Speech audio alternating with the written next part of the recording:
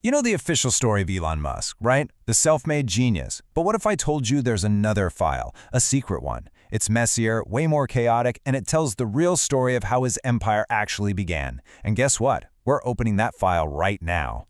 So that first massive fortune, the one that kicked off SpaceX and Tesla? Yeah, it was built on a story. But here's the thing, it might not be the whole truth. We're talking about a story that's absolutely packed with chaos, insane gambles, and, you guessed it, betrayal. And this quote right here, this is basically Exhibit A. This is the cornerstone of the whole Musk origin story. He said this back in 1998, and it's the narrative he's stuck to for decades. The penniless immigrant who showed up with nothing but a dream. Okay, but right away, that story just hits a brick wall. Because if he had no money, where on earth did the first $28,000 to start his first company come from? I mean, multiple biographers point the finger at his father, Elon Musk, for providing that seed money. But Elon, he fiercely denies it. So, what's the real story? All right, to get to the bottom of this, we've got to go all the way back to his very first company, Zip2. Let's open up case file number 1, because this is where it all starts. The myths, the insane grind, and yeah, the very first taste of deception. You've probably heard the legend, right? That Elon and his brother Kimball lived in their first office just to be super scrappy startup guys. But the reality, it was just math. A tiny office cost $500 a month, while an apartment was $800. It was simply the cheaper option. And don't get me wrong, the grind was absolutely real. I mean, they had one single computer, one. Elon would code on it all night long, and then during the day, that same exact machine had to run the entire website. Showering at the YMCA? Yeah, that wasn't some cool startup quirk. It was literally their only option. And get this, they couldn't afford a proper high-speed internet line. So what did they do? They found an ISP located on the floor right below them, drilled a hole straight through the floor, and just plugged their Ethernet cable directly into their neighbor's server.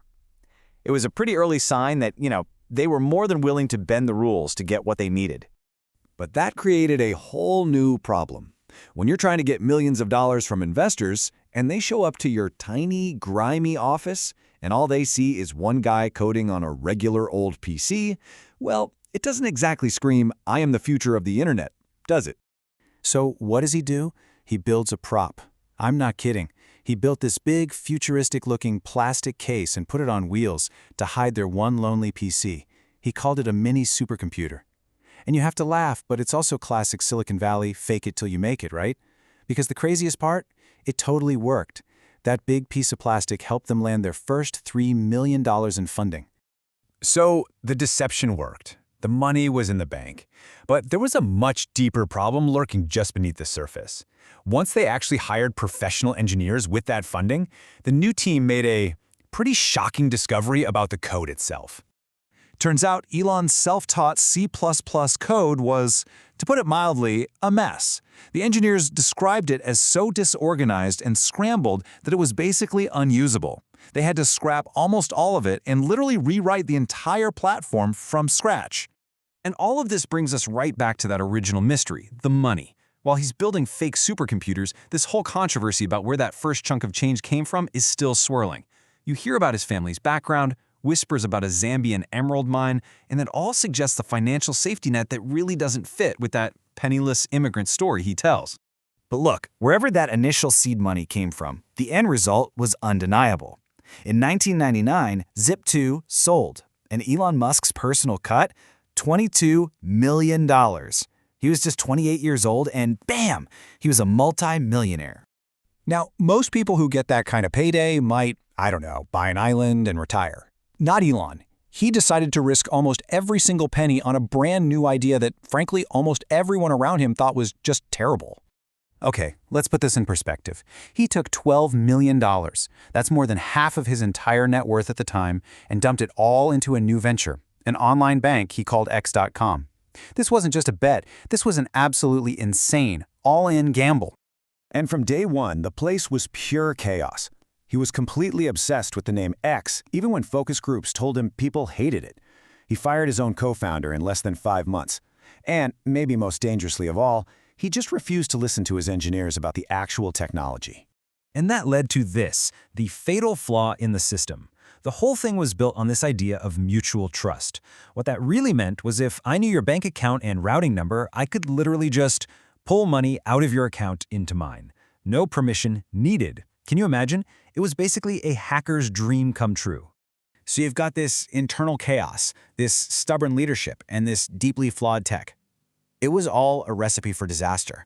And it all came to a head in maybe the most dramatic moment of his entire early career, a boardroom coup that basically happened while he was 30,000 feet in the air. I mean, think about how unbelievably cold-blooded this is. It's September 2000. Elon is on a plane, flying to Australia for his honeymoon. And while he's in the air, completely unreachable, his own executive team, we're talking Peter Thiel, the whole crew, they meet in secret. They write up a no-confidence letter, send it to the board, and by the time Elon's plane touches down in Sydney, he finds out he's been fired. He's no longer the CEO. So why did they do it? It really came down to two things he just would not budge on. First, after they merged with a competitor that had a much more popular brand, you might have heard of it, it was called PayPal, he refused to use their name. He was obsessed with X.com. And second, he demanded the whole system run on Microsoft servers, when literally the entire engineering team was begging him to use the industry standard, which was Linux. So just like that, he was out, pushed aside, demoted to just an advisor. On the surface, it looked like a complete and total failure. But this is where the story takes its biggest, most ironic twist. You see, because he was kicked out as CEO but was still the company's largest shareholder, he was in the perfect spot when eBay came knocking in 2002. They bought PayPal for $1.5 billion. And Elon's take? A staggering $180 million. Getting fired is what secured him the fortune he then used to start SpaceX and become the lead investor in Tesla. It's unbelievable. And that obsession with the letter X never went away, did it? This brings us full circle. The whole rebranding of Twitter to X, this wasn't some random new idea. It's the final act of a 25-year-old obsession. It's him finally finishing the business he started at the very company that kicked him to the curb. So when you look back at all of it, the fake supercomputer, the all-in gambles, the backstabbing, the betrayals, you have to ask yourself a question. Was all that chaos just a series of bugs, a messy path on the way to becoming a billionaire? Or was the chaos the entire blueprint all along?